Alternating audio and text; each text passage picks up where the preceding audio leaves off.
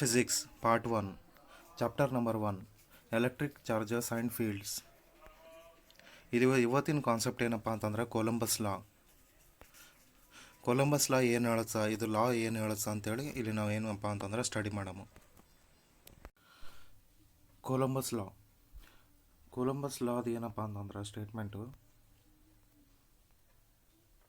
ಏನು ಹೇಳತ್ತಪ್ಪ ಅಂತಂದ್ರೆ Columbus gives on A idea about the force between the 2 point charges. ಇಲ್ಲಿ 2 point charges ಅಂತಂದರೆ ಯಾವ್ದು ಬರುತ್ತೆ? Q1 and Q2. ಅದೇ ರೀತಿ ಏನಪ್ಪ ಅಂತಂದ್ರೆ by the word point charges we mean that in physics the size of linear charged body is A very small as against the distance between them. ಇದರ ಎರಡರ ಮಧ್ಯೆ ಏನು ಡಿಸ್ಟೆನ್ಸ್ ಅದ ಅದಕ್ಕೆ ಏನಪ್ಪ ಅಂತಂದ್ರೆ ಆರ್ ಅಂತೇಳಿ ಕನ್ಸಿಡರ್ ಮಾಡಕತ್ತಾನ. There for we consider them as a point charge as it is becoming easy for us to calculate the force of attraction and force between the repulsion. ಇಲ್ಲಿ ಫೋರ್ಸ್ ಆಫ್ ಅಟ್ರಾಕ್ಷನ್ ಇಲ್ಲೇನು Coulomb's ಲಾಲಿಂದ ನಾವು ಏನು calculate ಮಾಡ್ತೀವಪ್ಪ ಅಂತಂದ್ರೆ force of attraction and force of repulsion. ಏನಪ್ಪ ಅಂತಂದ್ರೆ force of attraction ಅಂತಂದಾಗ ಏನು ಬರ್ತೈತಪ್ಪ ಅಂತಂದ್ರೆ ಯಾವಾಗ unlike charges are attract with each other, ಅವಾಗ ನಾವು ಫೋರ್ಸ್ ಆಫ್ ಅಟ್ರಾಕ್ಷನನ್ನು ಫೈಂಡ್ ಔಟ್ ಮಾಡ್ಬೋದು. ಫೋರ್ಸ್ ಆಫ್ ರಿಪುಲ್ಷನ್ ಅಪ್ಪ ಅಂತಂದ್ರೆ ಸೇಮ್ ಚಾರ್ಜಸ್ ಇದ್ದಾಗ ಏನಾಗ್ತೈತಿ? ರಿಪುಲ್ಷನ್ ಆಗ್ತೈತಿ. ಇದು ಸೇಮ್ ಚಾರ್ಜಸ್ ಇದ್ದಾಗ ಏನಾಗ್ತದೆ? ರಿಪುಲ್ಷನ್ ಆಗ್ತದೆ. ಅವಾಗ ನಾವು ಏನಪ್ಪ ಅಂತಂದ್ರೆ ಫೋರ್ಸ್ ಆಫ್ ರಿಪುಲ್ಷನ್ ಚಾರ್ಜಸ್ಗಳ ಬಗ್ಗೆ ನಾವು ಫೈಂಡ್ ಔಟನ್ನು ಮಾಡ್ಬೋದು. ಅದೇ ರೀತಿ ಕೆಳಗಡೆ ಏನು ಹೇಳ್ತಾನೆ, Charles Augustin de Coulomb a French physicist in 1784 measured the force between the 2 point charges and he came up with the theory that the force is inversely proportional to the square of the distance between the charges. He also found that this force is directly proportional to the product of the charges. ಈಗ ಇವ್ರ ಹತ್ರ ಏನು ಇದೆ ಐತಲ್ಲ, F is equal to constant of K Q1 Q2 divided by R square. ಇದು ಏನಪ್ಪ ಅಂತಂದ್ರೆ ಈ ಇನ್ವರ್ಸ್ ಬಗ್ಗೆ ಅವ ಹೇಳಕತ್ತಾನ. We can show it with following explanation. Let us say that there are two charges Q1 and Q2. The distance between the charges is r and the force of attraction and repulsion between them is f. ಹಂಗಾಗಿ ಅವ ಏನು ಹೇಳ್ತಾನಪ್ಪ ಅಂತಂದರೆ ಎರಡು ಚಾರ್ಜಸ್ಗಳು ಅದಾವ. Q1 ಒಂದು charge ಅದ, Q2 ಅನ್ನೋದು ಒಂದು ಚಾರ್ಜ್ ಅದ. ಇದರ ಮಧ್ಯೆ ಏನೋ ಡಿಸ್ಟೆನ್ಸ್ ಅದ, ಅದಕ್ಕೆ ಡಿಸ್ಟೆನ್ಸಿಗೆ ಏನಂತೇಳಿ ಕನ್ಸಿಡರ್ ಮಾಡ್ತಾನೆ? ಆರ್ ಅಂತ ಕನ್ಸಿಡರ್ ಮಾಡ್ತಾನೆ. ನಾವೇನು ಫೈಂಡ್ ಔಟ್ ಮಾಡೋದಪ್ಪ ಅಂತಂದರೆ force of attraction and force of ರಿಪುಲ್ಷನನ್ನು ಫೈಂಡ್ ಔಟ್ ಮಾಡೋದಾದ. ಸೊ ಹಂಗಾಗಿ ಅವ ಏನಂತಾನಪ್ಪ ಅಂತಂದ್ರೆ F is directly proportional to the Q1 and Q2. ಅಂದ್ರೆ ಇಲ್ಲಿ F is directly proportional to the Q1 Q2. ಅಸಲಾಗ ಅವ ಏನು ಹೇಳ್ತಾನಪ್ಪ ಅಂತಂದ್ರೆ ಇಲ್ಲಿ ಹೇಳ್ತಾನೆ ನೋಡಿ, ಇಲ್ಲಿ ಏನಪ್ಪ ಅಂತಂದ್ರೆ ಈ also found that this force is directly proportional to the product of the charges ಅಂದರೆ ಯಾವ್ಯಾವ ಬರ್ತವೆ? Q1 and Q2. ಅದೇ ರೀತಿ ಏನಪ್ಪ ಅಂತಂದ್ರೆ ಇನ್ನೊಂದರೊಳಗಡೆ ಮತ್ತೇನು ಹೇಳ್ತಾನಪ್ಪ ಅಂತಂದ್ರೆ F is inversely proportional to the R square. ಏನು ಹೇಳ್ತಾನಪ್ಪ ಅಂತಂದ್ರೆ ಇಲ್ಲಿ ಈ came up with the theory that the force is inversely proportional to the square of the distance between the charges. ಅಂದ್ರೆ square of the between the charges distance ಅಂತಂದ ಮ್ಯಾಗ R is a square 1 is inversely proportional to the f. ಅದೇ ರೀತಿ ಏನಪ್ಪ ಅಂತಂದ್ರೆ ನಾವು ಏನಪ್ಪ ಅಂತಂದ್ರೆ force of directly proportional to the two charges Q1 and Q2 and inversely proportional to the r square ಅಂತೇಳಿ ಈ ರೀತಿ ಸಬ್ಸ್ಟಿಟ್ಯೂಷನ್ ಮಾಡ್ಕೊಂಡ್ಮ್ಯಾಗ ನಮಗೆ ಏನಪ್ಪ ಅಂತಂದ್ರೆ ಈಸ್ ಈಕ್ವಲ್ ಟು ಹಾಕಿದ್ವಿಯಪ್ಪ ಅಂತಂದ್ರೆ Q1 Q2 divided by R square ಅಂತೇಳಿ ಬರ್ತದೆ. ಇಲ್ಲಿ ಏನಪ್ಪ ಅಂತಂದ್ರೆ ಇದನ್ನು ಹಾಕಿದ ಮ್ಯಾಗ ನಮ್ಮ ಹತ್ರ ಏನು ಬರ್ತದೆ? ಕಾನ್ಸ್ಟೆಂಟ್ ಕೆ ಅಂತೇಳಿ ಬರ್ತದೆ. ಸೊ ಹಂಗಾಗಿ ಅವ ಏನಂತಾನಪ್ಪ ಅಂತಂದ್ರೆ K is a proportional constant and equals to the 1/4 pi epsilon naught. Epsilon naught is a significant permittivity of the vacuum. The volume of the constant K is 9 × 10⁻⁹ Newton meter square per c square. When we take the SI unit for the value epsilon naught is 8.858 into 10 to the power of minus 12 c square n inverse and m square inverse. ಇಲ್ಲಿ ಏನು ಹೇಳ್ತಾನಪ್ಪ ಅಂತಂದ್ರೆ ಈ ಪರ್ಮಿಟಿವಿಟಿದು ಏನು value ಅದೇನಪ್ಪ ಅಂತಂದ್ರೆ ನಾವು permittivity of vacuum ಬಗ್ಗೆ ಮಾತಾಡಕತ್ತೀವಿ. ಪರ್ಮಿಟಿವಿಟಿ ಆಫ್ ವ್ಯಾಕ್ಯೂಮ್ ಬಗ್ಗೆ ಮಾತಾಡ್ಕೊಂಡಾಗ ಅವಾಗ ನಮ್ಮದು ಏನು ಫಾರ್ಮುಲಾ ನಮ್ಮದು ಕೆದು ವ್ಯಾಲ್ಯೂ ಏನಾಗಿರ್ತದಪ್ಪ ಅಂತಂದ್ರೆ 9 into 10 to the power of 9 newton metre square divided by C square ಆಗಿರ್ತದೆ. ಅದೇ ರೀತಿ SI ಯೂನಿಟ್ ಪ್ರಕಾರ ಎಪ್ಸಿಲಾನ್ ನಾಟ್ದು ಏನಾಗಿರುತ್ತಪ್ಪ ಅಂತಂದ್ರೆ epsilon naught 8.854 into 10 to the power of minus 12 C square divided by N M square ಈ ರೀತಿ ಇರ್ತದೆ. ಸೊ ಹಂಗಾಗಿ N inverse and M inverse ಅಂದ್ರೆ C square divided by N M square ಅಂತೇಳಿ ಬಂತು ಅಂತಂದ್ರೆ ಇದನ್ನು ನಾವು ಟ್ರಾನ್ಸ್ಫಾರ್ಮೇಷನ್ ಮಾಡ್ಕೊಂಡ್ರೆ ಏನು ಬರುತ್ತಪ್ಪ ಅಂತಂದ್ರೆ ಸಿ ಸ್ಕ್ವೇರ್ ಕೆಳಗಡೆ ಎನ್ ಇದ್ದದಕ್ಕೋಸ್ಕರ ಮ್ಯಾಲೆ ತೊಗೊಂಡಾಗ ಇನ್ವರ್ಸ್ ಆಗ್ತದೆ, ಎಮ್ ಸ್ಕ್ವೇರ್ ಕೆಳಗಿದ್ದದಕ್ಕೋಸ್ಕರ ನಾವು ಮ್ಯಾಲೆ ತೊಗೊಂಡಿವಪ್ಪ ಅಂತಂದ್ರೆ -2 ಆಗ್ತದೆ. ಸೊ ಅದೇ ರೀತಿ according to this theory like charges are repel each other, unlike charges are attract each other. ಅಸಲಿಗೆ ಏನು ಹೇಳ್ತಾನಪ್ಪ ಅಂತಂದ್ರೆ ಈ ಥಿಯರಿ ಪ್ರಕಾರ ಅನ್ಲೈಕ್ ಚಾರ್ಜಸ್ಗಳು ಅಟ್ರಾಕ್ಟ್ ಮಾಡ್ತವ, ಲೈಕ್ ಚಾರ್ಜಸ್ಗಳು ರಿಪಲ್ಷನ್ ಮಾಡ್ತವ. ಅದೇ ರೀತಿ ಏನಪ್ಪ ಅಂತಂದ್ರೆ this means charge of the same sign will push each other with repulsion forces while charges with the opposite sign will pull each other of the attraction forces. ಏನಪ್ಪ ಅಂತಂದ್ರೆ ಇಲ್ಲಿ ಏನಾಗ್ತೈತಪ್ಪ ಅಂತಂದ್ರೆ repulsion forces charges with opposite sign the pull and is a push. ಏನಪ್ಪ ಅಂತಂದ್ರೆ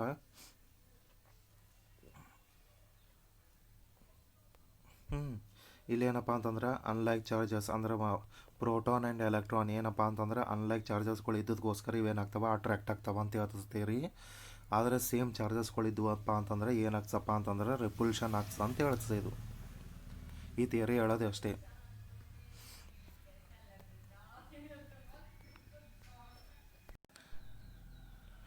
ಇಲ್ಲೇನಾಯ್ತಪ್ಪ ಅಂತಂದ್ರೆ vector form of the Columbus law ಪ್ರಕಾರ ಏನು ಹೇಳ್ತೈತಪ್ಪ ಅಂತ first paragraph physical quantities are the 2 types namely scalar with the only magnitude and vector those quantities with the magnitude and direction. ಇಲ್ಲೇನಪ್ಪ ಅಂತಂದ್ರೆ vector form of the Columbus law ಪ್ರಕಾರ total ಏನಪ್ಪ ಅಂತಂದ್ರೆ physical quantities ಪ್ರಕಾರ 2 type ಇರ್ತಾವ ಅಂತ ಹೇಳ್ತಾನೆ. 2 type ಇರ್ತಾವ. ಅವು 2 ಟೈಪ್ ಯಾವ್ಯಾವಪ್ಪ ಅಂತಂದ್ರೆ ಒಂದು ಸ್ಕೇಲಾರ್ ಕ್ವಾಂಟಿಟಿ ಆಗಿರ್ತದೆ ಮತ್ತು ಇನ್ನೊಂದು ಏನಪ್ಪ ಅಂತಂದ್ರೆ ವೆಕ್ಟರ್ ಕ್ವಾಂಟಿಟಿ ಆಗಿರ್ತದೆ. ಇಲ್ಲಿ ಸ್ಕೇಲಾರ್ ಕ್ವಾಂಟಿಟಿ ಪ್ರಕಾರ ಏನಪ್ಪ ಅಂತಂದ್ರೆ ಸ್ಕೇಲಾರ್ ಕ್ವಾಂಟಿಟಿ ಅಂತೇಳಿ ಬಂದಾಗ ನಮ್ಮ ತಲೆ ಒಳಗೆ ಏನಿರಬೇಕಪ್ಪ ಅಂತಂದ್ರೆ ಅಲ್ಲಿ ಏನಿರ್ತದೆ ಓನ್ಲಿ ಮ್ಯಾಗ್ನಿಟ್ಯೂಡ್ ಅಷ್ಟೇ ಇರ್ತದೆ. ಮ್ಯಾಗ್ನಿಟ್ಯೂಡ್ ಅಂತಂದ್ರೆ ಎಕ್ಸಾಂಪಲ್ ಏನಪ್ಪ ಅಂತಂದ್ರೆ ಮಾಸ್ ಅಂತೇಳಿ ಅನ್ಬೋದು, ಇಲ್ಲಪ್ಪ ಅಂತಂದ್ರೆ ನಮ್ಮದು ಬಾಡಿ ಅನ್ನೋದು ಏನೈತಲ್ಲ ಬಾಡಿ ಏನಾದಲ್ಲ ಅದಕ್ಕೆ ನಾವು ಏನಪ್ಪ ಅಂತಂದ್ರೆ ಇಸ್ ಅ ಸ್ಕೇಲಾರ್ ಕ್ವಾಂಟಿಟಿ ಅಂತೇಳಿನೂ ಹೇಳ್ಬೋದು. ಆದ್ರೆ ಇನ್ನೊಂದು ಟೈಪ್ ಏನಪ್ಪ ಅಂತಂದ್ರೆ ವೆಕ್ಟರ್ ಕ್ವಾಂಟಿಟಿ ಅಂತೇಳಿ ಬರ್ತದೆ. ವೆಕ್ಟರ್ ಕ್ವಾಂಟಿಟಿ ಒಳಗಡೆ ಏನಿರ್ತದಪ್ಪ ಅಂತಂದ್ರೆ ಅದರೊಳಗಡೆ ಮ್ಯಾಗ್ನಿಟ್ಯೂಡ್ನೂ ಇರ್ತದೆ ಮತ್ತು ಡೈರೆಕ್ಷನ್ನೂ ಇರ್ತದೆ. ಮ್ಯಾಗ್ನಿಟ್ಯೂಡ್ ಮತ್ತು ಡೈರೆಕ್ಷನ್ ಅಂತ ಇದ್ದಾಗ ಏನಪ್ಪ ಅಂತಂದ್ರೆ ನಮ್ಮಲ್ಲಿ ಒಂದು ಏನಪ್ಪ ಅಂತಂದ್ರೆ ಒಂದು ಸೈಕಲ್ ಆದ ಇದು ಏನಪ್ಪ ಅಂತಂದ್ರೆ ಒಂದು ರೀತಿ ಸೈಕಲ್ ಏನು ಮ್ಯಾಗ್ನಿಟ್ಯೂಡ್ ಅಂದರೆ ಇಸ್ ಅ ಸ್ಕೇಲಾರ್ ಕ್ವಾಂಟಿಟಿ. ಎಲ್ಲಿ ಯಾವಾಗ ಕರೆಕ್ಟಾಗಿ ಒಂದು ಜಾಗದಾಗ ನಿಂತಿತ್ತು ಅಂತಪ್ಪ ಅಂತಂದ್ರೆ ಅದೇನಪ್ಪ ಅಂತಂದ್ರೆ ಸ್ಕೇಲಾರ್ ಕ್ವಾಂಟಿಟಿ. ಅದೇ ಸೈಕಲ್ ಏನಪ್ಪ ಅಂತಂದ್ರೆ ರೋಡ್ ಮ್ಯಾಗ ಮೂಮೆಂಟಮ್ ಆಗ್ತಿತ್ತು ಅಂತಂದ್ರೆ ಅದಕ್ಕೆ ನಾವು ಏನಪ್ಪ ಅನ್ಬೋದಪ್ಪ ಅಂತಂದ್ರೆ ವೆಕ್ಟರ್ ಕ್ವಾಂಟಿಟಿ.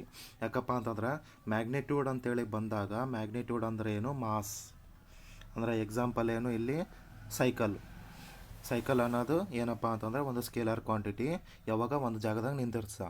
ಅದೇ ಸೈಕಲು ರೋಡ್ ಮ್ಯಾಗ ಇದ್ದಕ್ಕೇಶ ಒಂದು ಡೈರೆಕ್ಷನ್ ಒಳಗಡೆ ಮೂವ್ ಆಗ್ತಿತ್ತು ಅಂತಂದ್ರೆ ಅವಾಗ ನಾವು ಏನು ಅನ್ಬೇಕು ಇದಕ್ಕೆ ಸ್ಕೇಲಾರ್ ಕ್ವಾಂಟಿಟಿ ಅನ್ಬೋದು. ಇದೇ ರೀತಿ ಏನಪ್ಪ ಅಂತಂದ್ರೆ force is a vector quantity is the both magnitude and direction.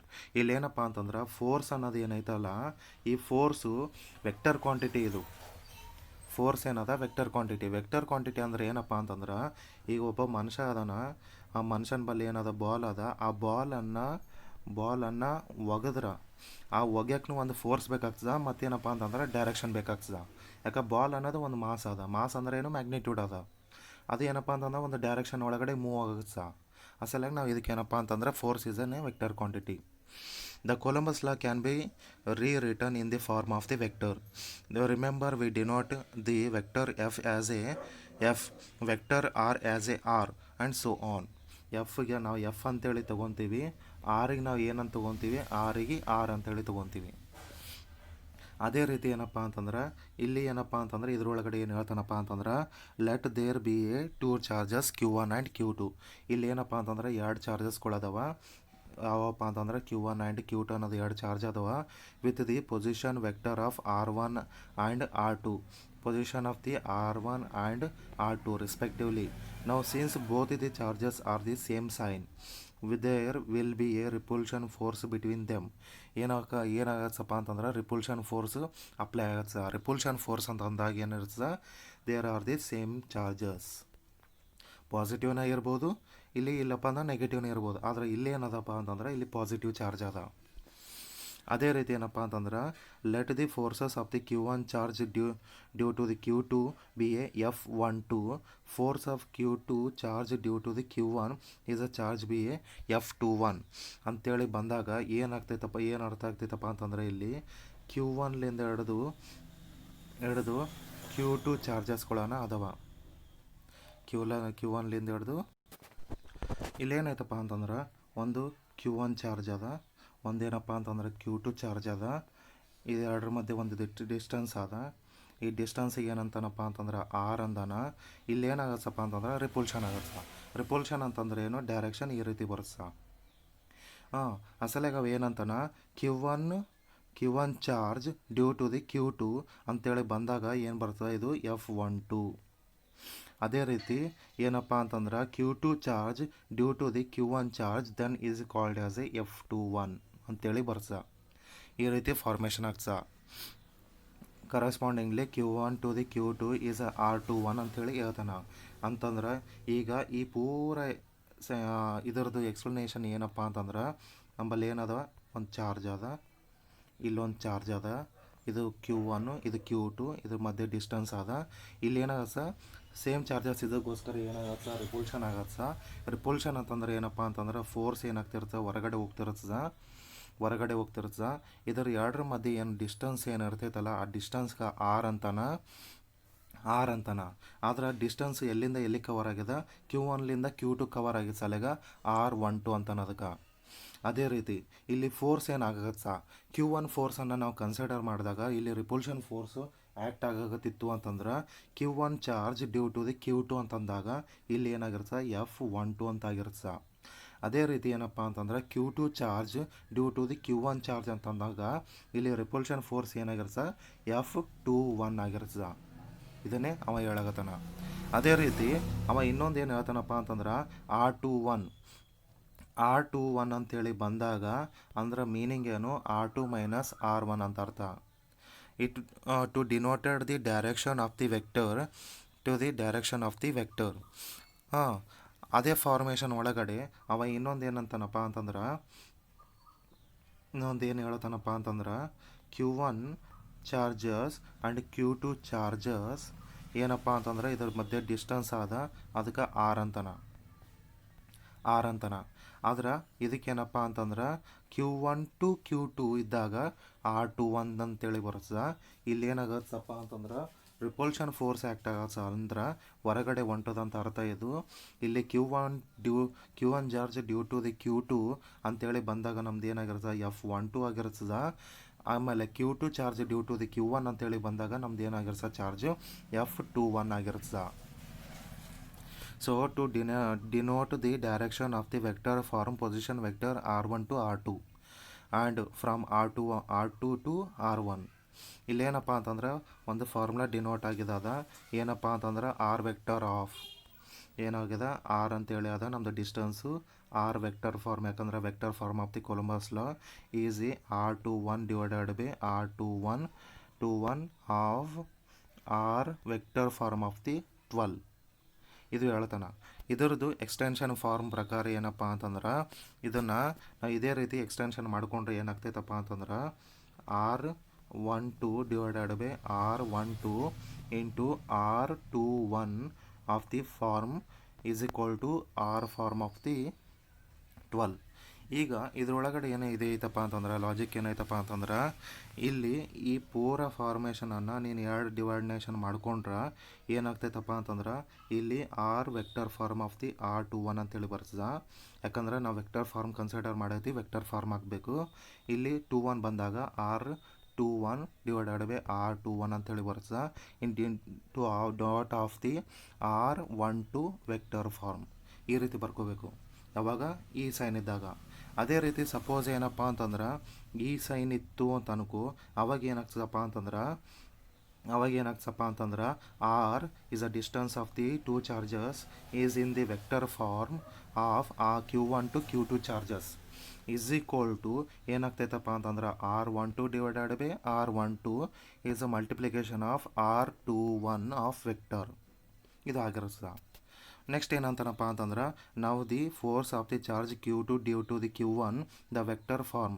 ಏನಪ್ಪ ಅಂತಂದ್ರೆ Q2ಲಿಂದ Q1 ಚಾರ್ಜ್ ಆಗಿತ್ತು, Q2ಲಿಂದ Q1 ಚಾರ್ಜಿಗೆ ಅಪ್ಲಿಕೇಬಲ್ ಆಗಿತ್ತು ಅಂತಂದ್ರೆ ಅವಾಗ ನಮ್ಮ ಫಾರ್ಮುಲಾ ಏನಾಗಿರುತ್ತೆ, ಕೊಲಂಬಸ್ ಲಾ ಫಾರ್ಮುಲಾ ಏನು ಹೇಳ್ತೈತಪ್ಪ ಅಂತಂದ್ರೆ F is equal to Q1 and Q2 ಅಂದ್ರೆ F is a force is a directly proportional to the 2 point charges and force is a inversely proportional to the distance of the square of the distance. ನಮ್ಮದು constant ಏನಾಗಿತ್ತು, constant of K ಆಗಿರ್ತದೆ. ಇಲ್ಲಿ K ಬದಲಿ ನಾವೇನು ತೊಗೊತೀವಿ, 1/4πε0 ಅಂತೇಳಿ ತೊಗೊತೀವಿ. ಆವಾಗ ನಂಬಲ್ಲಿ ಇಲ್ಲೇನಿರ್ತದೆ R21 ಅಂತೇಳಿ ಅದ, ಎರಡು ಚಾರ್ಜಸ್ಗಳು ಅದಾವ, ಎಲ್ಲಿಂದ Q2ಲಿಂದ Q1 ಹೊಂಟದ. ಅಂದ್ರೆ ಇಲ್ಲಿನ ಡಿಸ್ಟೆನ್ಸ್ ಏನಾಗಿರ್ತದೆ 21 ಆಗಿರ್ತದೆ. ಅಂದ್ರೆ ಇಲ್ಲಿ R21 ವೆಕ್ಟರ್ ಫಾರ್ಮ್ ಆಗಿರ್ತದೆ. ಅದೇ ರೀತಿ ಏನು ಹೇಳ್ತಾನಪ್ಪ ಅಂತಂದ್ರೆ last the above equation is a vector form of the Columbus law. ಇದಕ್ಕೆ ಏನಂತಾರಪ್ಪ ಅಂತಂದ್ರೆ vector form of the Columbus law ಅಂತಾರೆ. That's it. ಈಗ ಇಲ್ಲಿ ಏನೈತಪ್ಪ ಅಂತಂದ್ರೆ remarks on the vector form of the Columbus law. Remarks ಏನೇನದವ, ಫಸ್ಟ್ ಏನು ಹೇಳ್ತೈತಪ್ಪ ಅಂತಂದ್ರೆ ಇದು while applying the Columbus law to find out the force between the 2 point charges we have to careful of the following remarks. The vector form of the equation is independent of the sign of the both the charges as a both the forces are in opposite in nature. ಅಂದರೆ ಏನಪ್ಪ ಅಂತಂದ್ರೆ Coulomb's ಲಾ ಅನ್ನು apply ಮಾಡಬೇಕಪ್ಪ ಅಂತಂದ್ರೆ ನಮ್ಮಲ್ಲಿ ಏನಿರಬೇಕು, ಎರಡು ಚಾರ್ಜಸ್ಗಳು ಇರಬೇಕು. ಅದಕ್ಕೆ 2 point ಚಾರ್ಜಸ್ ಅಂದರೆ ಏನಪ್ಪ ಅಂತಂದ್ರೆ Q1 ಆ್ಯಂಡ್ Q2 ಅಂತೇಳಿ ಬರ್ತದೆ. ಅದಕ್ಕೇನಪ್ಪ ಅಂತಂದ್ರೆ ಅಪೋಸಿಟ್ ಸೈನ್ ಅಂದ್ರೆ ಏನು, ಒಂದು Q1 ಏನಿರ್ತದೆ ಪಾಸಿಟಿವ್ ಇರುತ್ತೆ, Q2 ಏನಿರ್ತದೆ ನೆಗೆಟಿವ್ ಇರುತ್ತೆ. ಸಪೋಸ್ ಇಲ್ಲಪ್ಪ ಅಂತಂದ್ರೆ Q1 ಏನು ನೆಗೆಟಿವ್ ಇರ್ಬೋದು, Q2 ಏನಪ್ಪ ಅಂತಂದ್ರೆ ಪಾಸಿಟಿವ್ ಇರ್ಬೋದು. ಇಲ್ಲೇನಪ್ಪ ಅಂತಂದ್ರೆ ಕೊಲಂಬಸ್ ಲಾನ ಅಪ್ಲೈ ಮಾಡ್ಬೋದು. Is a force of attraction. Next ಏನಪ್ಪ ಅಂತಂದ್ರೆ ಎರಡನೇ ಪ್ಯಾರಾಗ್ರಾಫ್ ಏನು ಹೇಳ್ತಾನಪ್ಪ ಅಂತಂದ್ರೆ the repulsion force of F12 that is the force on the charge Q1 due to the Q2 and another repulsion force F21 that is the force of the charge of Q2 due to Q1 opposite in sign due to the change in the position of the vector. ಇಲ್ಲಿ ಏನಾಗ್ತದಪ್ಪ ಅಂತಂದ್ರೆ repulsion force ಅಂತಂದಾಗ ಏನಂತ ನಮ್ಮ ತಲೆಗೆ ಬರಬೇಕು, repulsion force ಅಂತಂದ್ರೆ ಅಲ್ಲಿ same ಚಾರ್ಜಸ್ಗಳು ಅದಾವ ಅಂತ ಅರ್ಥ. ಅದು ಸೇಮ್ ಚಾರ್ಜಸ್ ಇತ್ತು ಅಂತಂದ್ರೆ ಅಲ್ಲಿ ಏನಾಗ್ತದಪ್ಪ ಅಂತಂದ್ರೆ ರಿಪಲ್ಷನ್ ಆಗ್ತದ. ಅದೇ ರೀತಿ ಏನಪ್ಪ ಅಂತಂದ್ರೆ ಅವು ಏನು ಹೇಳ್ತೇನಪ್ಪ ಅಂತಂದ್ರೆ Q1 charge due to the Q2 ಇದ್ದಾಗ the force of attraction is equal to F12 ಆಗಿರ್ತದೆ. ಅದೇ ರೀತಿ ಏನಪ್ಪ ಅಂತಂದ್ರೆ change of the 2 charges Q2 to Q1 ಅಂತೇಳಿ ಬಂದಿತ್ತು ಅಂತಂದ್ರೆ ನಮ್ಮದು ಫೋರ್ಸ್ ಆಫ್ ರಿಪಲ್ಷನ್ ಏನಾಗಿರ್ತದೆ F21 ಆಗಿರ್ತದೆ. ಸೊ ಅದೇ ರೀತಿ ಏನಪ್ಪ ಅಂತಂದ್ರೆ ಇಲ್ಲಿ ಏನು ಬರೀತಾನಪ್ಪ ಅಂತಂದ್ರೆ force of repulsion Q1 charge and Q2 charge ಅಂತಂದಾಗ F12 is equal to 2 charges of the repulsion Q2 due to the charge of Q1 ಅಂದಾಗ F21 ಆಫ್ ಮೈನಸ್. ಈ ರೀತಿ ಫಾರ್ಮುಲಾ ಬರ್ತೈತಿ ರೀ. ನೆಕ್ಸ್ಟ್ ಏನಪ್ಪ ಅಂತಂದ್ರೆ this is the because of the position of the vector in case of force F12 is R12 and position of the vector in case of the force R21 is R21. ಇಲ್ಲೇನಪ್ಪ ಅಂತಂದ್ರೆ Q1 charge Q2 charge ಅಂತೇಳಿ ಎರಡು charge ಅದಾವ. ಈ ಎರಡು charge ಮಧ್ಯೆ ಒಂದು distance ಅದ, ಅದಕ್ಕೇನಂದನ R ಅಂದನ. ಇಲ್ಲಿ ಎಷ್ಟು ಏನು ಫೋರ್ಸ್ ಬಳಗತ್ತದ, ಸೇಮ್ ಚಾರ್ಜಸ್ಗಳು ಇದ್ವಪ್ಪ ಅಂತಂದ್ರೆ ರಿಪುಲ್ಷನ್ ಆಗ್ತದೆ, ಅನ್ಲೈಕ್ ಚಾರ್ಜಸ್ ಇತ್ತು ಅಂತಂದ್ರೆ ಅಟ್ರಾಕ್ಷನ್ ಆಗ್ತದೆ. ಇಲ್ಲಿ ಏನಾಗ್ತದಪ್ಪ ಅಂತಂದ್ರೆ force of attraction Q1 to Q2 ಅಂತ ಬಂದಾಗ ಫೋರ್ಸ್ ಆಫ್ ಅಟ್ರಾಕ್ಷನ್ F12 ಆಗಿರ್ತದೆ, ಡಿಸ್ಟೆನ್ಸ್ ಏನಾಗಿರ್ತದೆ R12 ಆಗಿರ್ತದೆ. ಅದೇ ರೀತಿ ಏನಪ್ಪ ಅಂತಂದ್ರೆ ಇಲ್ಲಿ ಸಪೋಸ್ ಏನಪ್ಪ ಅಂತಂದ್ರೆ Q2ಲಿಂದ Q1 ತನಕ ಫೋರ್ಸ್ ಆಫ್ ಪಾಯಿಂಟ್ ಚಾರ್ಜಸ್ಗಳು ಪ್ಲೇಸ್ ಆಗಿದ್ದವಪ್ಪ ಅಂತಂದ್ರೆ ಫೋರ್ಸ್ ಆಫ್ ಅಟ್ರಾಕ್ಷನ್ ಏನಾಗಿರ್ತದೆ 21 ಆಗಿರ್ತದೆ, ಏನಪ್ಪ ಡಿಸ್ಟೆನ್ಸ್ ಏನಾಗಿರ್ತದೆ 21 ಆಗಿರ್ತದೆ. ಸೊ ಹಂಗಾಗಿ ಏನಪ್ಪ ಅಂತಂದ್ರೆ ಡಿಸ್ಟೆನ್ಸ್ ಆಫ್ ದಿ 21 ಅಂತಂತೇಳಿ ಬಂದಾಗ R2 ಮೈನಸ್ R1 ಇದ್ರದ್ದು ವ್ಯಾಲ್ಯೂ ತೆಕ್ಕೊಳ್ಳೋದಿತ್ತಪ್ಪ ಅಂತಂದ್ರೆ R2 ಮೈನಸ್ R1 ಅನ್ನು ನಾವು ಇದು ಮಾಡಿದ್ವಪ್ಪ ಅಂತಂದ್ರೆ R21 ಬರ್ತದೆ. R12 ಬಂದಾಗ R1 ಮೈನಸ್ ಒಳಗಡೆ R2 ಅನ್ನು ಕಳೆದ್ರೆ ನಮ್ಗೆ R12 ಬರ್ತದೆ. ಈಗ ಲಾಸ್ಟಿಗೆ ಏನಪ್ಪ ಅಂತಂದ್ರೆ ಇದ್ರೊಳಗೆ ಏನು ಹೇಳ್ತಾನಪ್ಪ ಅಂತಂದ್ರೆ since both R21 and R1 are opposite in sign. Sign ಒಳಗಡೆ ಏನದ, ಇದು ಸೈನ್ ಒಳಗಡೆ ಏನದ ಅಪೋಸಿಟ್ ಅದ. ಸೈನ್ ಒಳಗಡೆ since both R21 and R12 are the opposite in sign, they make forces of the opposite sign to this powers. This proves that Columbus law fit into the Newton third law. Every action has equal and opposite reaction. ಏನಪ್ಪ ಅಂತಂದ್ರೆ Coulomb's ಲಾ ಏನಪ್ಪ ಅಂತಂದ್ರೆ ಎದ್ರೊಳಗಡೆ fit ಆಗ್ತದಪ್ಪ ಅಂತಂದ್ರೆ Newton's third ಲಾ ಒಳಗಡೆ apply ಆಗ್ತದ. Third ಲಾ ಏನು ಹೇಳುತ್ತಪ್ಪ ಅಂತಂದ್ರೆ every action has equal and opposite reaction ಅಂತೇಳಿ ಹೇಳ್ತಾನೆ. Columbus law provides the force between the two charges when they are present in vacuum. Vacuum ಒಳಗಡೆ ಪ್ರೆಸೆಂಟ್ ಇತ್ತು ಅಂತಂದ್ರೆ ಪಾಯಿಂಟ್ ಚಾರ್ಜಸ್ಗಳು 2 ಪಾಯಿಂಟ್ ಚಾರ್ಜಸ್ಗಳು ಅಪ್ಲೈ ಆಗ್ತವ. This is the because of the force are free in vacuum and do not get interference from the other matter or particles.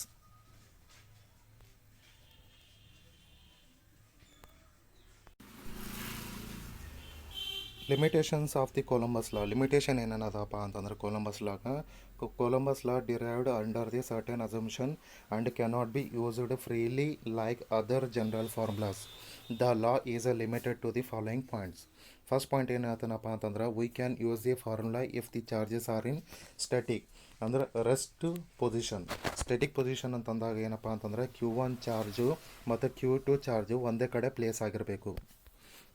Second point, the formula is easy to use while dealing with the charge of the regular and smooth shape, and it becomes to the complex to deal with the charges having a irregular shape. ಏನಪ್ಪ ಅಂತಂದರೆ ಇದ್ರೊಳಗಡೆ ಏನತನ the formula is easy to use while dealing with the charges are regular and smooth shape. ರೆಗ್ಯುಲರ್ನಾಗೆ ಇರ್ಬೋದು ಇಲ್ಲ smooth ಶೇಪ್ನಾಗ ಆಗಿರ್ಬೋದು. ಆದ್ರೆ ಇದು ಏನಪ್ಪ ಅಂತಂದ್ರೆ ಚಾರ್ಜಸ್ಗಳು ಟೂ ಕಾಂಪ್ಲೆಕ್ಸ್ ಆಯಿತು ಅಂತಂದ್ರೆ ಅಲ್ಲಿ ಏನಾಗ್ಬಿಡ್ತಪ್ಪ ಅಂತಂದ್ರೆ ಇರ್ರೆಗ್ಯುಲರ್ ಶೇಪ್ ಆಗಿಬಿಡ್ತದೆ. ಅದೇ ರೀತಿ ಥರ್ಡ್ ಪಾಯಿಂಟ್ನಾಗ ಏನಂತನಪ್ಪ ಅಂತಂದ್ರೆ the formula is only valid when the solvent molecules between the particle are sufficiently larger than the both charges. Thank you.